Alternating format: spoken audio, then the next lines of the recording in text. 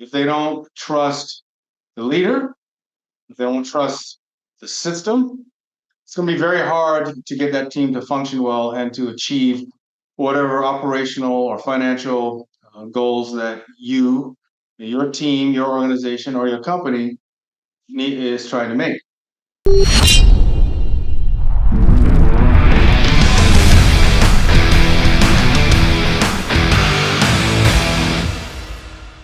Hello, and welcome to another edition of the Ronin Leadership Podcast.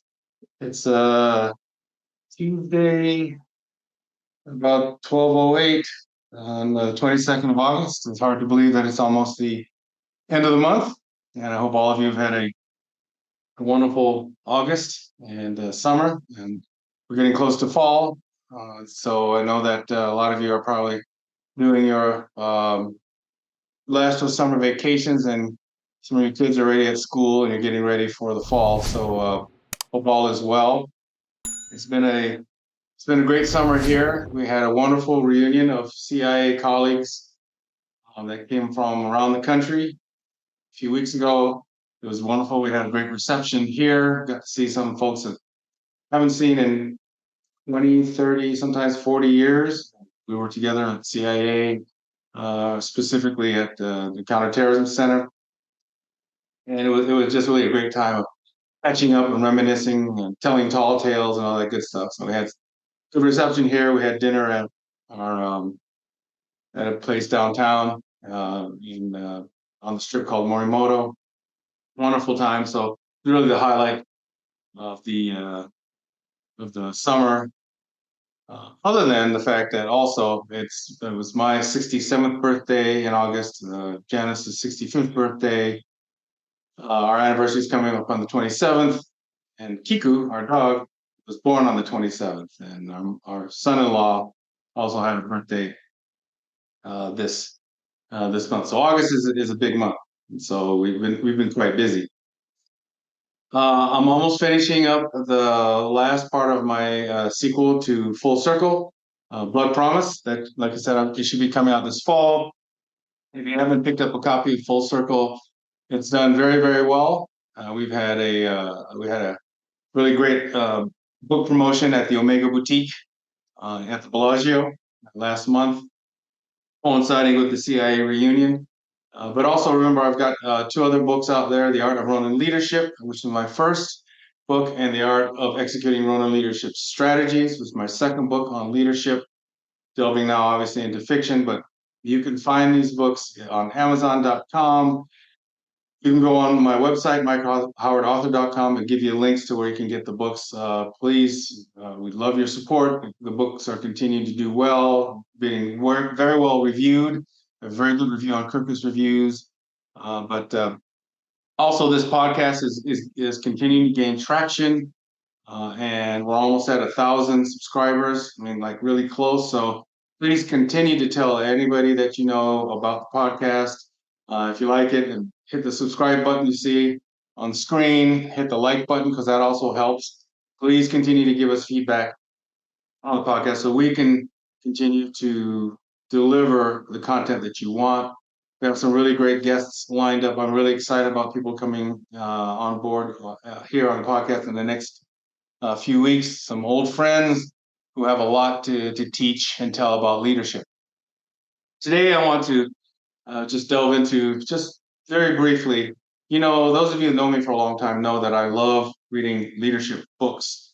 They helped me immensely in the years that I was at CIA and at Microsoft. It was just, they gave me comfort, but also gave me great ideas. I talked about before in another podcast, the Death by Meeting book by Patrick Lencioni, one of my favorite leadership gurus and authors. Very practical approach to leadership and how we incorporated the way we ran meetings at Microsoft based on his model. And I think we became more efficient at meetings and became better at coming up with decisions by basically separating tactical from the strategic. In the same vein, the very first book that I read by Lencioni, frankly, it's probably the first book a lot of people who have followed him have read or come across in their leadership journey, is The this one here, the Five Dysfunctions of a Team. I believe that was his first book. And it is truly a primer for leaders if you're building a team, if you've inherited a team that's dysfunctional, it's not working well, that has no strategy, no direction. In all those scenarios, or if a team gets too complacent and they kind of forgot what got them there to become successful. But in any of those situations, this book is awesome, and I thought it'd be well worth it to just delve into this a little bit to get the main teaching points that you can learn as leaders if you're in any of these situations. Even though I'm retired, I'm still working on advisory boards and things like that, and I could still utilize a lot of these techniques, a lot of these really practical ways to approach leadership, even in the work that I do in retirement. Leadership is a journey. I've always said that it never ends, and even if you think you're retired, when you decide to take on leadership positions in the community, you're still dealing with people, you're still dealing with teams. Sometimes they may be dysfunctional at certain levels, and you've got to put back on your leadership chops to try to right the ship or to make sure it's going in the right direction. So, Five Dysfunctions of a Team by Patrick Lencioni. So, got some notes here because I'm not for those of you who are of a certain age, I'm not Kreskin. I can't read people's minds. I can't certainly look at this book and just remember everything verbatim. The first dysfunction of a team is an absence of trust. Okay, absence of trust. Now that should be a given. If a team, if they don't trust each other, if they don't trust the leader, if they don't trust the system, it's going to be very hard to get that team to function well and to achieve whatever operational or financial goals that your team, your organization, or your company is trying to make. So some of the things that Lencioni talks about when he talks about this first dysfunction, absence of trust, he said members of teams with an absence of trust conceal their weaknesses and mistakes from one another, hesitate to ask for help or provide constructive feedback, hesitate to offer help outside their own area of responsibility, jump to conclusions about the intentions and aptitudes of others without attempting to clarify them, fail to recognize and tap into one another's skills and experiences, waste time and energy managing their behaviors for effect, they hold grudges, and they dread meetings and find reasons to avoid spending time together. Members of trusted teams, on the contrary, admit weaknesses and mistakes, ask for help, accept questions and input about their areas of responsibility, give one another the benefit of the doubt before arriving at a negative conclusion, take risks in offering feedback and assistance, appreciate and tap into one another's skills and experiences, focus time and energy on important issues, not politics, offer and accept apologies without hesitation, look forward to meetings and other opportunities to work as a group. So obviously a huge, that's a big one. That's a big one there, absence of trust.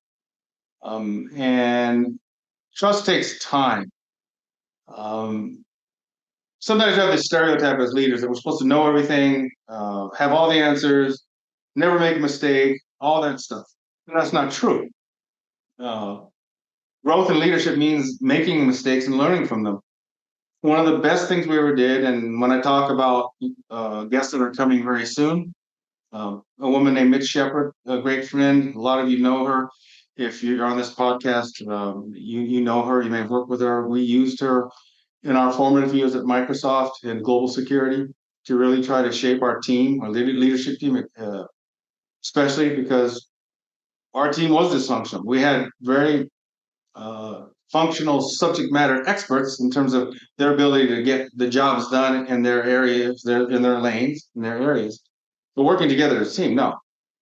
I don't think there was a lack of trust, a lack of transparency, a lack of not wanting to put on the shields and be vulnerable. And Mitch, among among the many things that she does, her team does emotional intelligence training. And I've talked about this a jillion times in podcasts and blogs and articles. Emotional intelligence is very important because it helps you to bare your soul, so to speak, because you need to do prep work. And then when you meet as a team, you're given feedback on the things that your team thinks you do well and the things that they think you could be better at.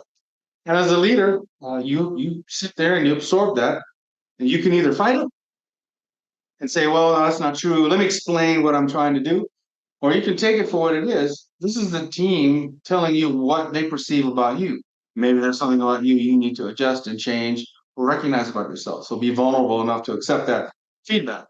But then the team also has to give each other feedback, which can be even more brutal because people tend to get defensive. If you don't trust a teammate when they give you feedback about things you could be doing better, the hackles go up and they may get defensive. But with great leadership and with great coaching, as what Mitch did, you have the ability to break down those barriers and over a period of time establish trust. Now, it may not be 100%. You know, I've been dealt with people who are in my teams that are passive aggressive, and that's just their nature. They'll never get over it. But they learn to play well in the sandbox.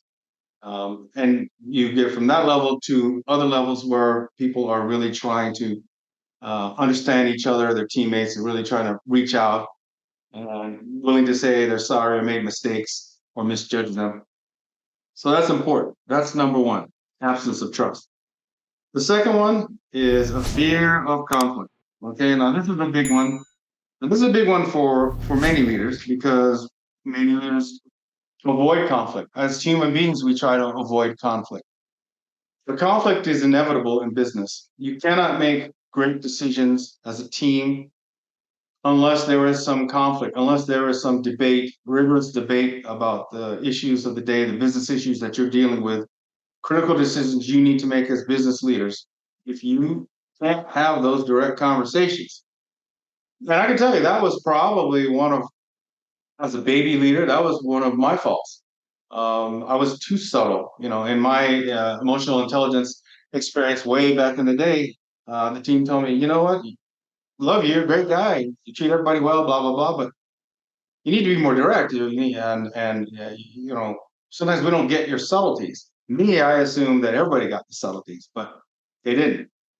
And so, but conflict means being direct, talking about the issues of the day. Um, there are many leaders. It escapes me right now, but I'll come to it. Jack Welch, the former CEO of GE, way back in the day in the '70s when he took over, and he wrote several books, but one of them really stuck with me while I was at Microsoft was that one of the hidden stains about business is that people dance around issues. They don't get to the heart of the matter. They know that there's something on the table. There's something, the elephant in the room, as they say, right?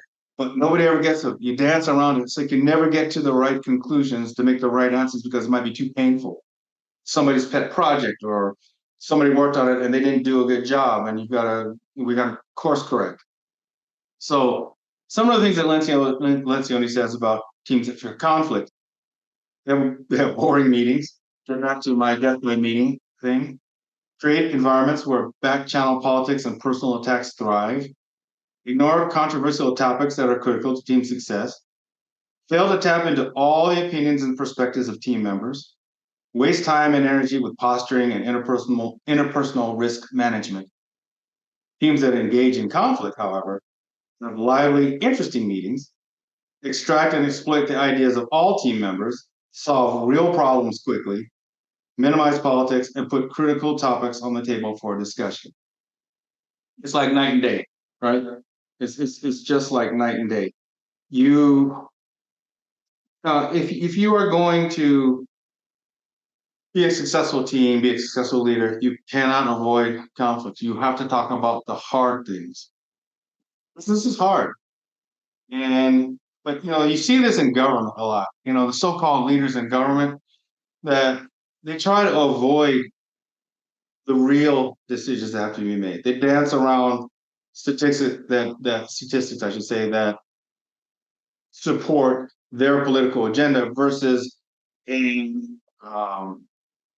making a decision based strictly on the facts, whether or not their agenda supports that or not. You see it all the time in government, which is why government is dysfunctional. There's very few real leaders in government at all levels because they're politicians. They want to get reelected. Leadership is not really their thing. They act like it is. They call themselves leaders, but they don't act like leaders. And that's right, left, all the whole spectrum. To be able to admit your weaknesses, like the first one, absence of trust, and then to be able to talk about the issues of the day rationally, directly, and sometimes meetings can be heated. I've been in meetings with my direct reports where we were trying to debate critical issues, right? And but and the direct reports would get back and forth, blah blah blah. Especially earlier in our career as we're starting to get to know each other. But you have to let that process go. You have to let it happen. We can't let it get personal because it's business. But passionate, absolutely. There's nothing wrong with it. Everybody's cards have to be on the table, and then we either get together as a team, decide we're going this direction. If they can't figure it out, then you as a leader call the ball and decide which way we're going to go. But you cannot avoid that. The third dysfunction is a lack of commitment, clarity, and so what they mean by this is that, and commitment, right? So team that fails to commit creates ambiguity among the team about the direction and priorities, watches windows of opportunity close due to excessive analysis and unnecessary delay, breeds a lack of confidence and fear of failure, revisits discussions and decisions again and again. How many times have you seen that? Let's talk about it again. Let's have another meeting about this. Encourages second guessing among team members. But a team that commits creates clarity around direction and priorities, aligns the entire team around common objectives, develops an ability to learn from mistakes, takes advantage opportunities, I should say, before competitors do, moves forward without hesitation, changes direction without hesitation or guilt. Clarity and lack of commitment, clarity, right? Important. I remember early on in Microsoft, in global security, we didn't have a unified strategy, and we had, we were still a global organization. We had the footprint. We grew our footprint a lot larger during my tenure. But we still had boots on the ground around the world, but they were kind of doing their own thing. There was no direction from headquarters, from Redmond, where our headquarters was. That's my dog. You can probably hear him barking at something. Um, and so the decision we had to make in those formative years was, were we going to keep things more US centric, or were we going to globalize and our organization? Microsoft was growing. I talked about this a lot in speeches back in the day. When I got to Microsoft in 2002, we were 40,000 employees globally. In a couple of years, we doubled that to 80,000. We started having a footprint in China and India and other places. And while other parts of the enterprise were expanding their footprint globally, we were still doing things like, if it was some kind of case, threat of violence case, or a fraud case, or something going on around the world, we fly out investigators or subject matter experts from the US to those regions. They didn't know the language, they didn't know the culture, they didn't know 9 times out of 10 who the leadership in those subsidiaries were or who the movers and shakers were.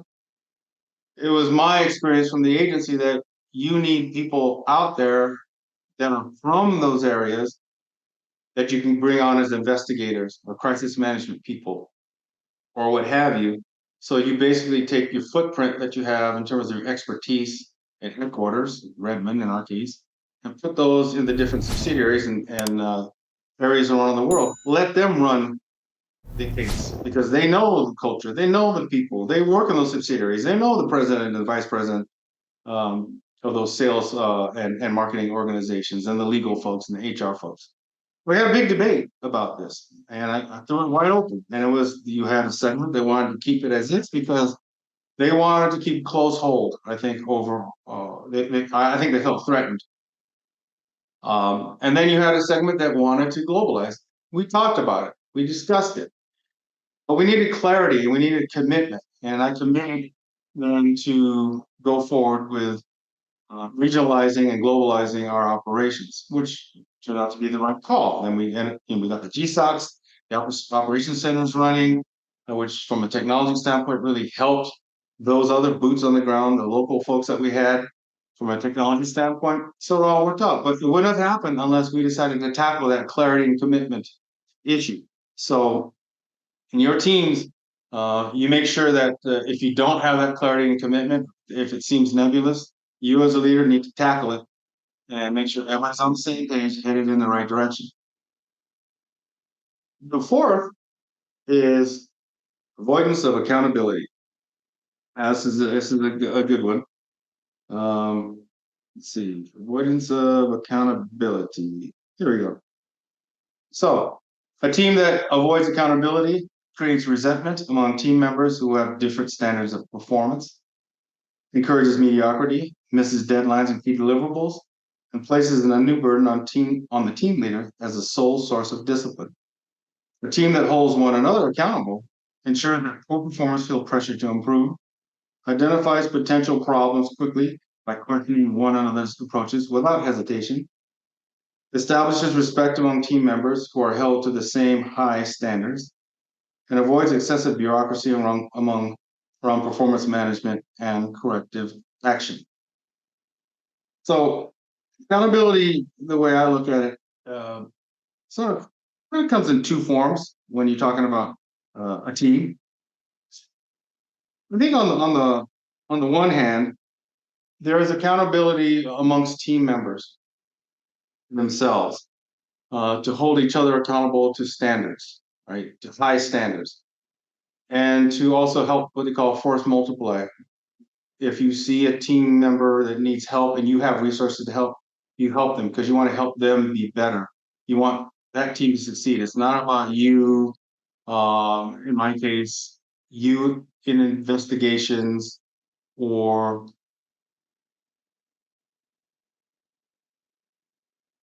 so there are basically two types of um, accountability. There or accountability or holding what is it? Holding people accountable. Number one, obviously, is from you as the leader. You need to hold all of your folks accountable. They have performance standards they have to meet, usually on yearly basis. And if you're a good leader, you're meeting with your team probably monthly and going over what they are doing and whether they're meeting their stated goals for that particular fiscal year.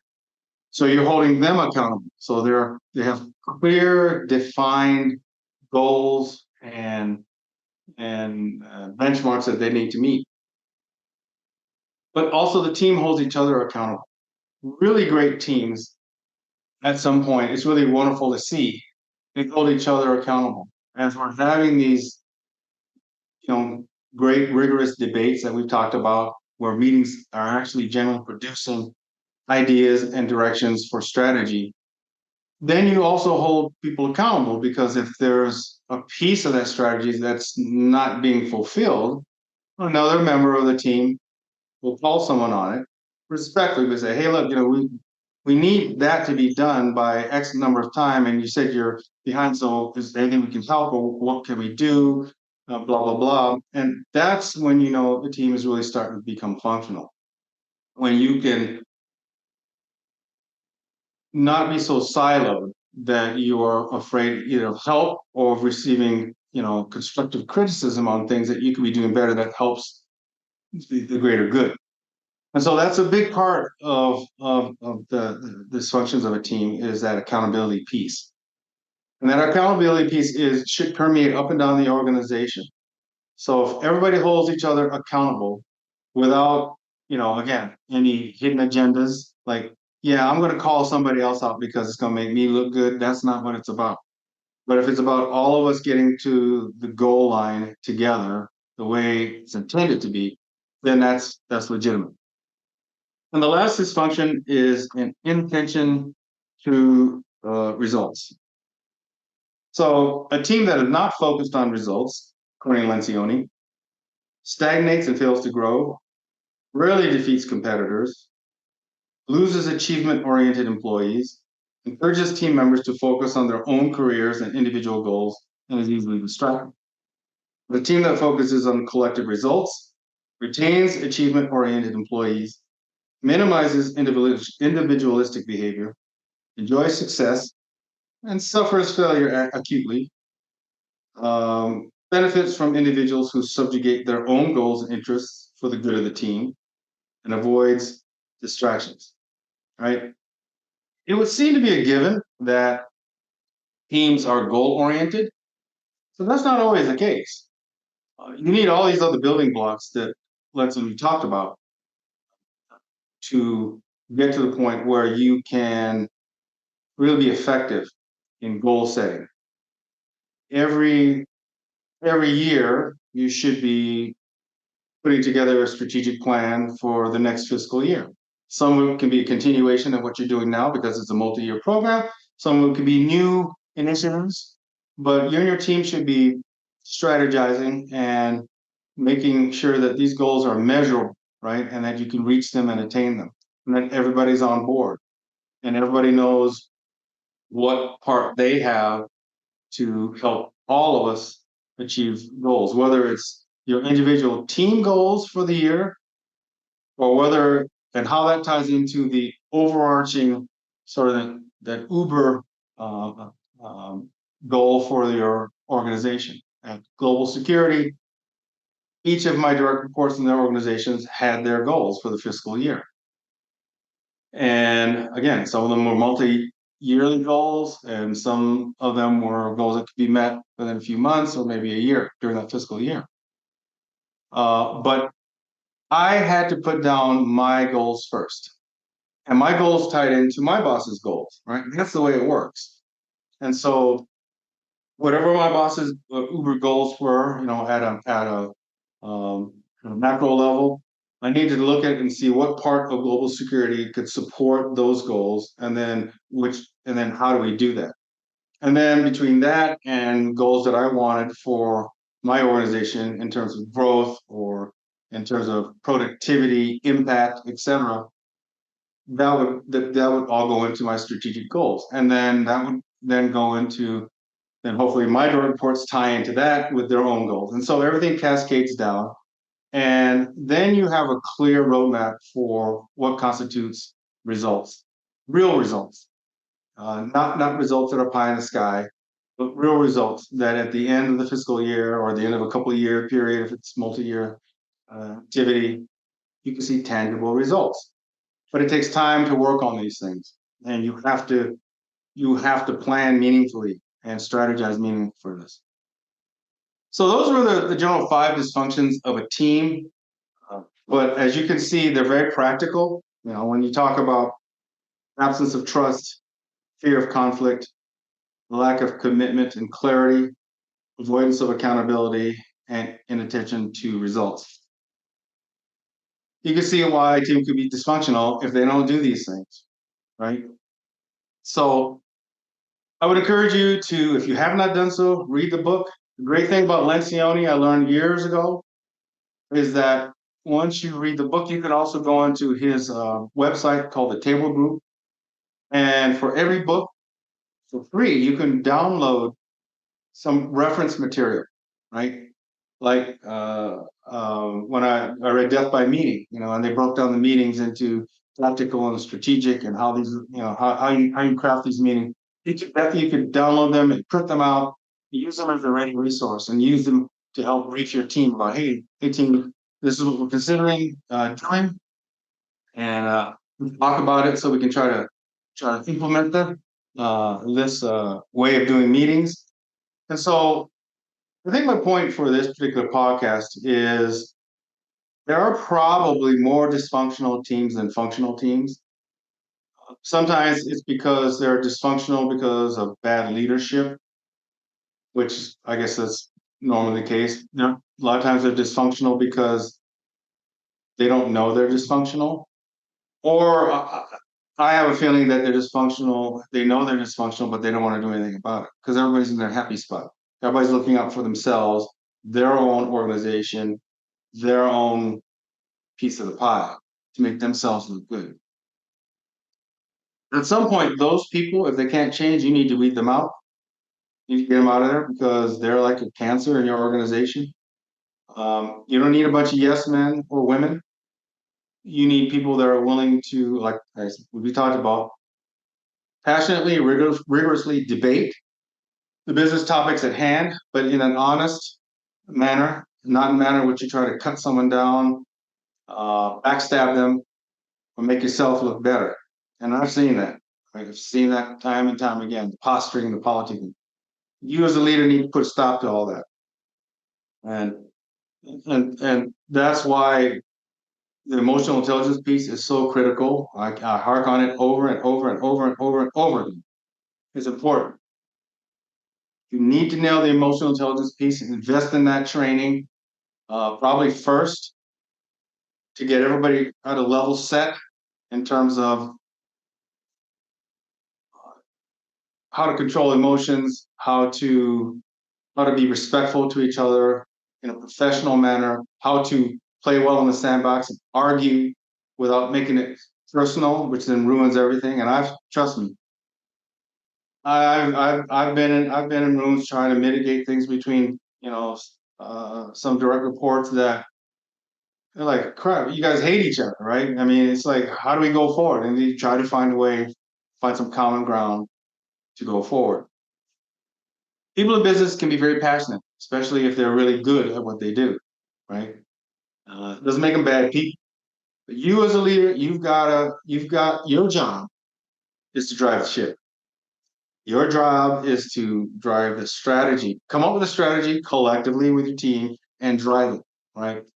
And no one else can do it but you. You can get help from the team. You should, and you can count upon them to help you, or when you make a mistake, hopefully to hold you up and say it's okay, boss. Let's go forward, and you do the same for them.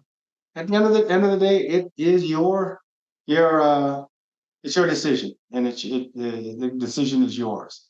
So pick up a copy of Five Dysfunctions of the Team. In fact, I would encourage you as a leader to read all of Lencioni's books. He is my favorite leadership author because every book I read, I was able to put it to use at Microsoft at Global Security. Every single one, I found some nugget that I can use to make me better as a leader and hopefully to make my team better. So that's what I have for now. And I would certainly like to hear your feedback on what I just talked about on the five dysfunctions of a team. Please hit the subscribe button and the like button. Like I said, we are really growing our subscribership in leaps and bounds, and it's thanks to all of you who are spreading the word about the podcast. So continue to do that. I also have on LinkedIn Ronan Leadership blog that I try to get out weekly, which gives me my thoughts on leadership. You should hopefully subscribe to that. And I think you'll like that content as well. And please, if you haven't done so, please pick up a copy of Full Circle. Blood Promise is the next book in the series. The back of this book, there's 2 chapters for Blood Promise. I'm almost done. It should be coming out this fall. But the more you spread the word about the book, hopefully more people will buy it and continue to review it. That's the other thing. If you've read the book, please go on Amazon.com, find my book on there, and put a review in there. We got almost, I think, 59 reviews now. It's done very well, and so we could always use more reviews.